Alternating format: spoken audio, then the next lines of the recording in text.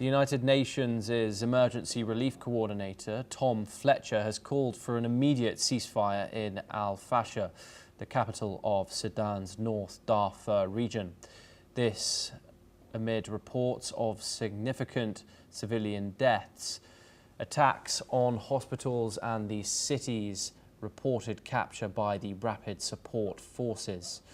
Fletcher has said that he is deeply alarmed by reports of civilian casualties and forced displacement as fierce fighting engulfs the city. This comes as RSF had earlier said that they had captured the army headquarters in the city of Al-Fashir, which was the Sudanese army's last stronghold in the Darfur region. The RSF has besieged the city for the past 18 months as it fights the army and allied former rebels and local fighters. It has targeted civilians in frequent drone and artillery strikes, while the siege has spread starvation among the city where 250,000 people remain. Now, to discuss this is Ambassador Mahesh Sachdev, a former Indian ambassador, and he joins us live from New Delhi. Thank you very much for joining us, Ambassador, on this broadcast. Can you tell us a little bit about the significance of the alleged capture of Al-Fashir by the RSF and, of course, the humanitarian toll that it will cause the civilian population? Thank you for having me. It's an important development in a largely forgotten civil war in Sudan, which has been waging for 2.5 years. Attempts to pacify the country, which has been divided by RSF, the Rapid Support Forces, and Sudanese Armed Forces, SAF, have not gained traction. Much of the fighting has been focused during the past few weeks on Al-Fashir, the capital of northern Darfur region, which is actually the westernmost area of Sudan. Sudan is a large country, 2/3 of India's area, and it has over 50 million population, almost equally divided between Muslims and Arabs in the north and African origin non-Muslims in the west and south. Now, the focus of this fighting has been Al-Fashir, which is the last redoubt of SAF in the Darfur region, in the east, in the west. This is important because earlier this year, after 2 years of fighting, RSF declared its intention to create its own government. That means the area of the Darfur region and southern area called Kordofan are where it has strength. It would like to have its own government, effectively partitioning Sudan into 2 countries. Now, Darfur was the only place where it did not have its writ run. SAF was still in charge and in strength. So it became a focal point of RSF's action to have somehow SAF kicked out of that city so that it can then have a consolidated geographical area in the west and the south of the country, and perhaps then consolidate itself with its tribal cahoots and militias and relaunch itself as a force in the in the Khartoum region, where SAF has finally been able to recoup its writ. Now, here I should say that having this region, Darfur and Kordofan, consigned to itself, helps RSF in gaining an identity. And secondly, it is contiguous now with a number of African countries, from Libya to Chad and to the South Sudan, etc., through which it can have military support as well as supplies of food and other equipment. It has its backers, which believe that Khartoum-based government is more Islamist in its approach to the situation, and RSF is less of a threat of militant Islam. UAE, for example, is believed to be backing RSF through Chad, through Libya, and so is the Libyan faction in the east of Libya, which is contiguous to Darfur, also trying to help this RSF through the corridor, land corridor. Erstwhile Wagner group of Russian mercenaries are also known to be active on the side of RSF. So there is an internationalization of this conflict through the Darfur and through Al-Fashir. Now here I would like to spend a couple of sentences in giving you the background. Darfur and Kordofan region have large minorities of Africans. And RSF was created 2 decades ago by the then president, Al-Fashir, to curb these Africans. And it has plenty of support from the Arab and Muslim tribes called Janjaweed that has launched a number of programs to expel Africans from the Darfur region. So Al-Fashir's fall, as is being reported, to RSF would put these people who have taken refuge in that city at risk of further expulsion, etc.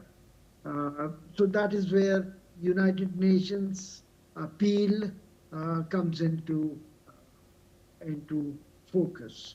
Thank you. Yes, and just very, very briefly, Ambassador, how can the United Nations help here? It's often comes under criticism for not being able to, for not being a peacekeeping body anymore. However, in conflicts like Africa, in continents like Africa, can it make a difference here? It's a good question, and it's difficult to be optimistic. Neither the United Nations nor international community at large have succeeded in getting the groups together. Various attempts by United Nations, last one being in Geneva earlier this year, have failed. And ceasefires called by regional bodies, United States and others, have also not gone beyond some symbolic tenure during Eid or during other Islamic holidays, etc. Both sides are fighting to take it all, and there have been plenty brutal and bitter fighting among the two. I think it's perhaps the International Criminal Court, which has tried a number of African despots and human rights violators in that area is the right body to issue its writ. But then who's Yes. going to arrest people when the fighting is waging on? I think current focus is to somehow get humanitarian assistance to the beleaguered people in the various pockets of Sudan. Yes, Ambassador Sachdev, thank you very much for joining us. Pleasure to get such an insightful answer from you there.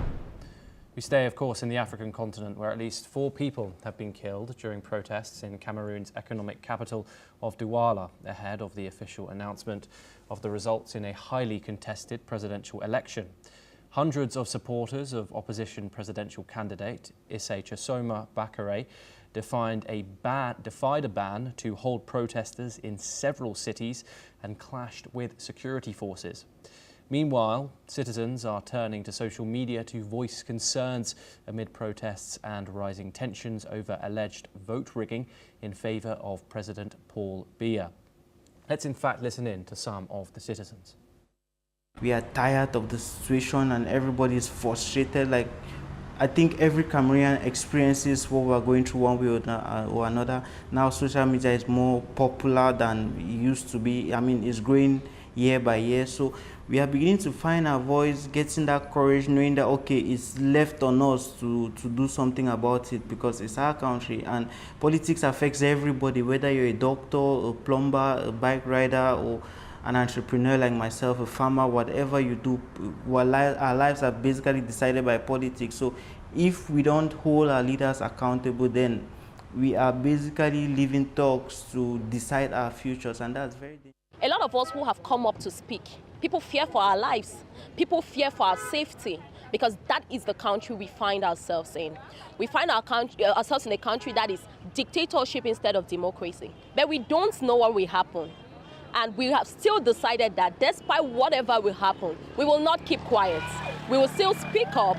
It is time for our voices to be heard as youths, the future of this country. It is time for us to speak up. We cannot keep living in fear. We're now joined by Osanyin Taiwo, a policy and strategic implementation expert, and they join us from Obaja in Nigeria. Thank you very much for joining us. It's a pleasure to have you on the programme. Osanyin, what does this violence in Douala tell us about the state's capacity to manage political dissent through democratic mechanisms rather than force? Thank you for having me, Thomas. It's a pleasure always being on NewsX. Well, let me start by saying that it is high time for African leaders to take very necessary and important steps, understanding that leadership is not forced, but earned, firstly. Secondly, it is also necessary that African leaders must understand that when it is time to call it off, they should call it off. Paul Biya has been the president of Cameroon for the past 43 years, 91 years of age, and did not come out personally to campaign during this last election.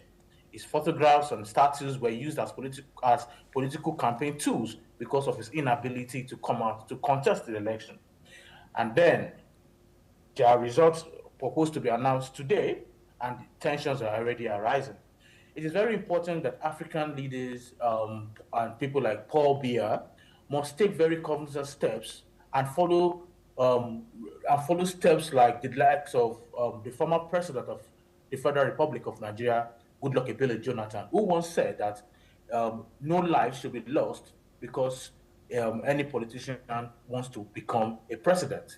And it's unfortunate that right now we have about 4 people dead due to protesters and counter-protest going on by policemen shooting at protesters towards this forthcoming announcement. And this is very sad because on the flip side, people are saying that they are tired of the 91-year-old president. On the other side, Berkeley is announcing himself as the president of the country, even when the election result is yet to be announced. These two situations create nothing less than a tense situation in the Cameroonian region and even the sub-Saharan very definite that we must be, because this may eventually swing to the military taking over at the long run. And this is not actually good for a democratic consolidation that sub-Saharan Africa is suffering currently today, most especially in the West African region. And the Cameroonians must take very necessary steps to ensure adequately that this does not boomerang beyond what it is at the moment. And this is actually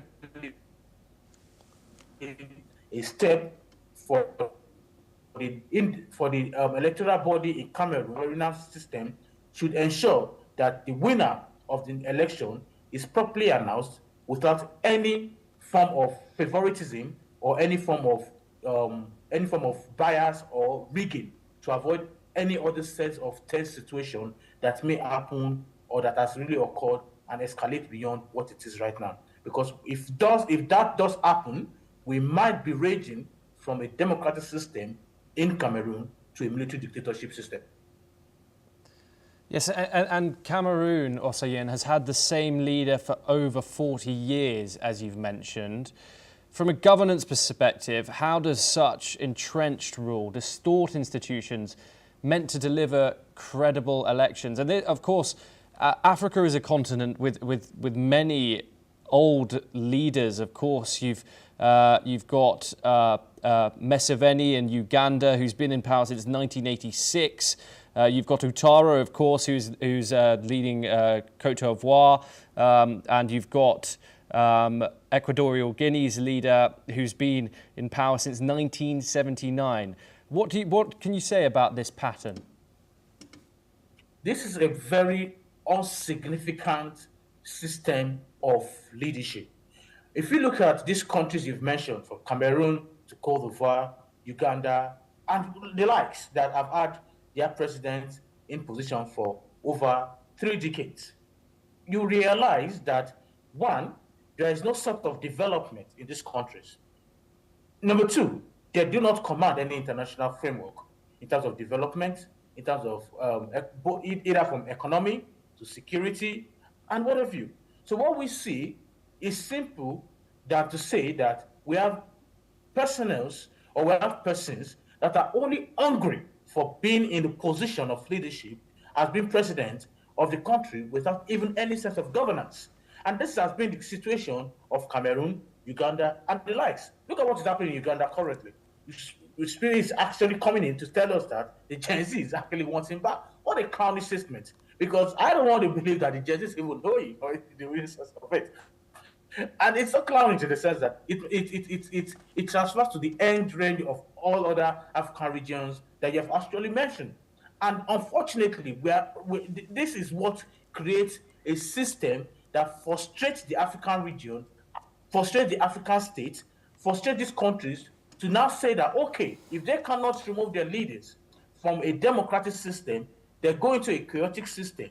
And then what happens eventually is the submergence of the military. And if it's not taken, we may eventually have some reoccurrence of military government taking over into these countries as soon as possible. And this is a very dangerous pattern because it has been seen in the past how many days in different countries, from Mozambique to Burkina Faso, and what have you, even to Mali. And right now, we're having a critical situation now in Cameroon.